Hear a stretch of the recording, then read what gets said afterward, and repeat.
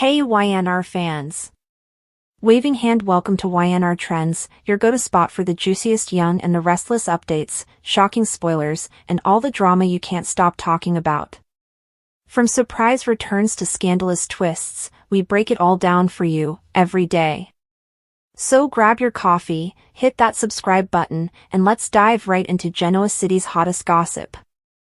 The rain had been pounding against the streets of Genoa City all night, but Kane barely noticed it as he stood in the shadows across from Lily's house. His heart was racing in a way that felt unfamiliar, a mixture of fear, anger, and something even darker, anticipation. For weeks he had been haunted by whispers, things said in passing, little inconsistencies that didn't add up. Lily's distance, the hushed phone calls, the excuses about late nights at work or needing space to clear her head. He wanted to believe her. God knows he had always wanted to believe her. But something inside him warned that what he was about to find would change everything, and there would be no going back. The storm was the perfect cover for what he was about to do, and Kane's hand trembled slightly as he pulled out the spare key he had secretly kept hidden all these years. He wasn't supposed to have it anymore, not after their separation, but some part of him never let go, never gave up. With a deep breath, he slipped it into the lock, and the door gave way. Kane stepped inside, his shoes leaving faint tracks of rainwater across the polished hardwood floor, and immediately he felt it, an energy, a heaviness in the air that confirmed his worst suspicions. The house was quiet, too quiet. No sound of Lily humming in the kitchen, no laughter echoing from the twins' rooms, no television droning in the background. It felt almost staged, as if life had been stripped from these walls, leaving only the shell of a home. Kane's eyes scanned the living room and landed on a half-empty wine glass on the table, its stem tilted slightly as though it had been abandoned in a rush. His stomach tightened. He moved cautiously, his breath shallow, every creak of the floorboards echoing like thunder in his ears. And then he saw it, the folder, thick with papers, lying carelessly on the couch as though someone had been reading it only moments before.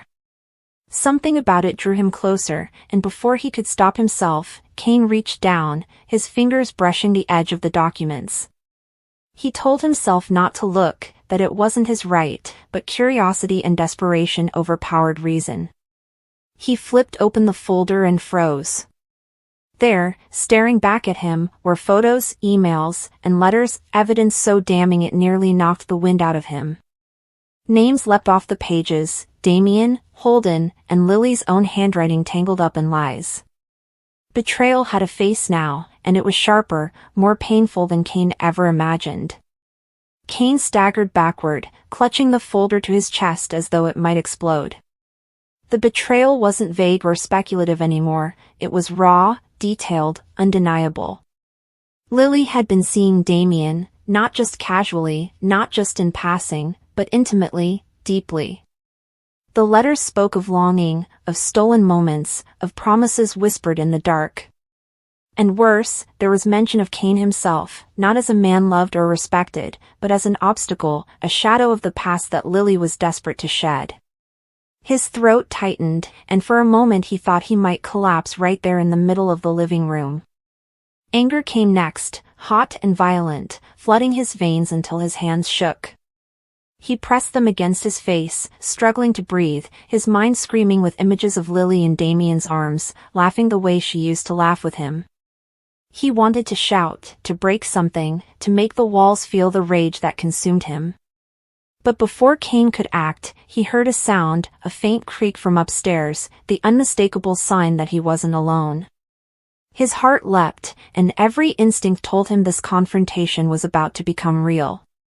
Step by step, Kane moved toward the staircase, each footfall heavy with dread. He knew Lily was home now, or maybe Damien, or maybe both. His grip tightened on the folder as though holding the truth in his hands gave him some form of power, some weapon against the devastation he felt inside. The stairs groaned under his weight, and when he reached the landing, he paused, listening.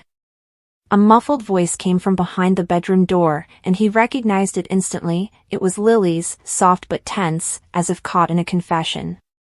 Kane edged closer, straining to catch every word, and what he heard shattered what little hope he had left. She was on the phone, telling Damien that Kane was suspicious, that she couldn't keep lying forever, that the guilt was eating her alive but her heart still belonged to him.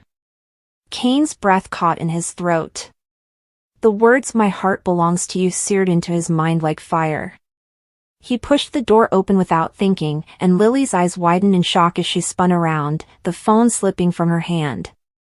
For a moment, the world froze, her face drained of color, his filled with fury, and the silence between them heavier than the storm raging outside.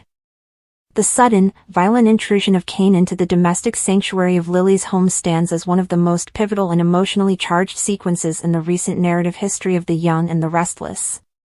It is a moment that transcends a mere plot twist or a simple confrontation. It is the explosive culmination of months, and indeed years, of meticulously constructed deception, fractured trust, and familial discord. The scene is not just about the revelation of a secret, but about the complete and utter demolition of a carefully constructed reality, leaving in its wake a landscape of raw emotion, moral ambiguity, and irrevocable change for all parties involved. To understand the full weight of this encounter, one must first appreciate the intricate web of relationships and deceptions that made the truth so volatile, and the specific character dynamics that made Kane the perfect, albeit destructive, agent of its unveiling. The central betrayal at the heart of this explosion is, of course, the conspiracy of silence between Billy Abbott and Chelsea Lawson.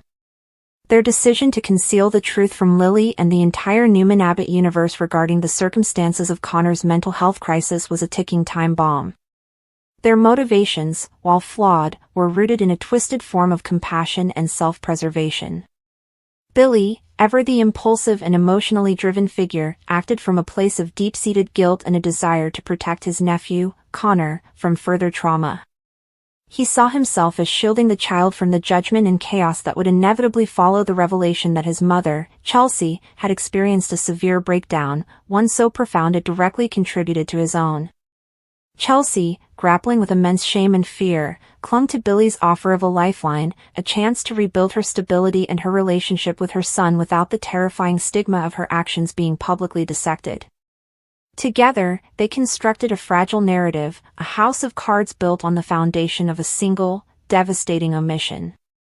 Lily Winters, in this scenario, becomes the ultimate tragic figure of collateral damage. Unaware of the secret festering at the core of her partnership and her romantic relationship, she operates from a place of genuine concern and business-minded pragmatism. Her frustrations with Billy are not born of suspicion regarding Connor, but of his perceived unreliability, his emotional absenteeism, and his prioritization of Chelsea's family over their own professional and personal commitments. Every argument they have, every moment of distance that grows between them, is fundamentally misattributed. Lily believes the rift is about Billy's lingering attachment to Chelsea or his inability to fully commit to Chancellor Winters. She is fighting the wrong battle, defending a fortress whose walls have already been secretly undermined. Her home is not just a physical space but a representation of the life she has built, a life she believes is being threatened by external neglect, not by an internal, cancerous lie. This positioning makes her profoundly vulnerable, a state of innocence that makes the eventual revelation all the more devastating. Enter Kane. He is not a traditional hero, nor is he a straightforward villain. He is a wild card, an agent of chaos whose own motivations are a complex blend of genuine, if possessive, love for Lily and a deep-seated, simmering resentment towards Billy Abbott. Kane's history with Lily provides him with a unique and intimate perspective. He knows her tells, her strengths, and her vulnerabilities.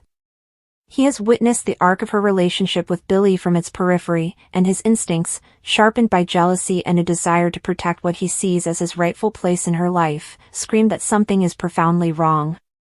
He is an outsider to the central secret, but he is an expert in the ecosystem of Lily's heart.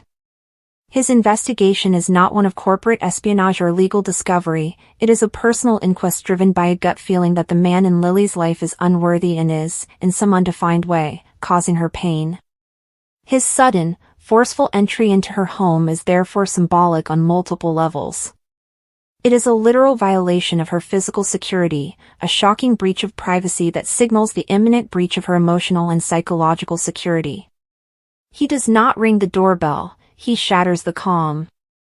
This mirrors the truth he carries, which does not gently announce itself but rather smashes through the fragile facade of her reality. He arrives not with calm deduction but with the furious energy of a man who has just had his darkest suspicions confirmed, and whose primary drive is not justice in an abstract sense, but the immediate and total vindication of his own convictions and the destruction of his rival.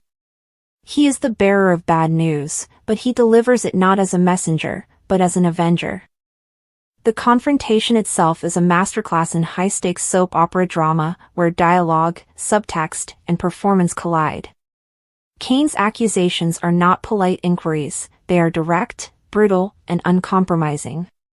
He does not give Billy room to maneuver or craft another lie. He presents the truth as an incontrovertible fact, backing it with whatever evidence he has unearthed, leaving no room for the half-truths and deflections that Billy and Chelsea have relied upon for so long. The power dynamics in the room shift violently and instantly. Billy, who has been living in a state of low-grade anxiety, is suddenly confronted with his worst nightmare. His response is likely a mixture of panic, defiance, and a desperate attempt to regain control of a narrative that has now been violently ripped from his hands. He may try to attack Kane's credibility or his motives, but these deflections are useless against the solidity of the revealed truth. For Lily, the world stops. The initial shock of Kane's intrusion is immediately eclipsed by the far greater shock of his words. The camera likely focuses on her face, capturing the slow, dawning horror as the pieces of a puzzle she didn't even know she was solving suddenly, terrifyingly, snap into place. Every unexplained absence, every cryptic conversation between Billy and Chelsea, every moment of strange tension is instantly recontextualized.